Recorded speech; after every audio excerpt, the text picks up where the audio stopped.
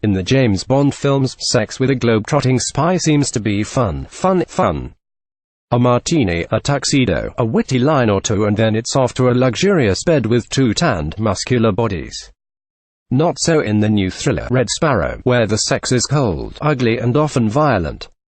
This dark, meandering and cliché-ridden bummer starring a trying-hard Jennifer Lawrence tries to reach for a cool and stylish look at contemporary spycraft but often falls victim to cartoon violence and a muddled story.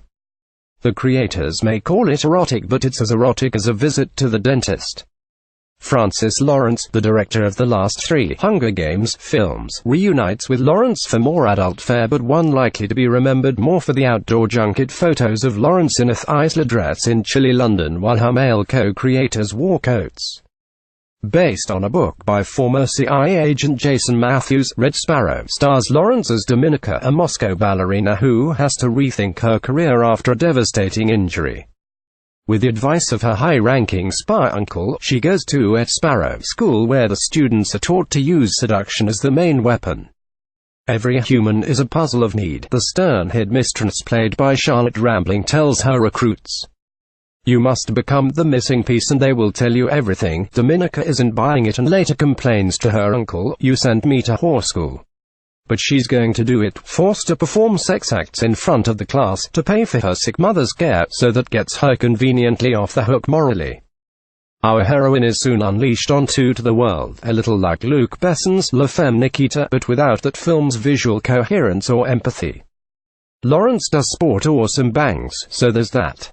Lawrence as an actress gives her all here, from learning ballet, daily, 3-hour rehearsals for 3 months, to adopting a Russian accent that seems swiped from Natasha from Rocky and Bullwinkle. "I have to co-avive or avile," she tells her mom. But what really drives Dominica is never very clear: how she goes from a tea-drinking dancer to someone perfectly happy caving in someone's head with a cane. That's partly so viewers don't know where her loyalties lie and will stay intrigued, but she gets lost in what could be a double cross, a triple cross, or, if you're in withdrawal from the Olympics, the infamous quad cross. Soon you just don't care. "We can't trust a word that comes out of her mouth," one character says of Dominica, and he's right. No trust, no care. She's like a reflection of the film itself, getting flatter and more boring by the minute. As a sign of how lost the filmmakers get, a scene about whether or not a false door will open becomes the most thrilling element for a good 30 minutes. In addition to Rampling, there are fine turns from Jeremy Irons, Douglas Hodge and Mary-Louise Parker, who nevertheless seems to be in a different film altogether. On the other side, one of the worst casting decisions was making Joel Edgerton Dominica's love interest.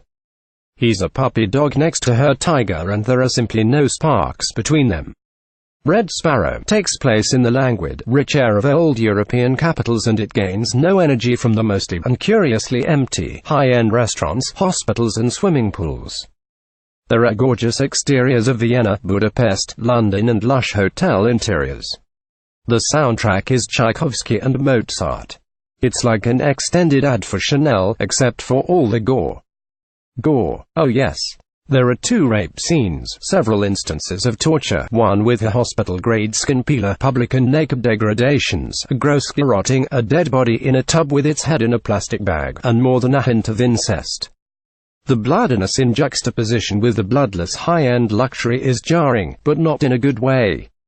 Courtesy of screenwriter Justin Haythe, the clichés are all here, from the matching sweatsuits the sparrows wear as they jog on the snowy campus to watching spies wordlessly pass packages in dark and empty parks. A handoff of political prisoners is staged on an airport tarmac at night, complete with snipers, flashing police lights, enough troops to invade Belgium, and the overly dramatic walk each person takes toward freedom. This is a film in which interrogators coolly demand confessions in clipped European accents. It's where a demented torturer lovingly unrolls his bag of evil tools like a contestant with a knife roll on Top Chef, then he intones, "Do you know how long it takes to peel skin from a human being? Spoiler alert, hours and hours. Come to think of it, that might be more fun than sitting though." Red Sparrow, a 20th Century Fox release, is rated R by the Motion Picture Association of America for strong violence, torture, sexual content, language and some graphic nudity. Running time, 139 minutes. 1 star out of 4, MPAA definition of art restricted.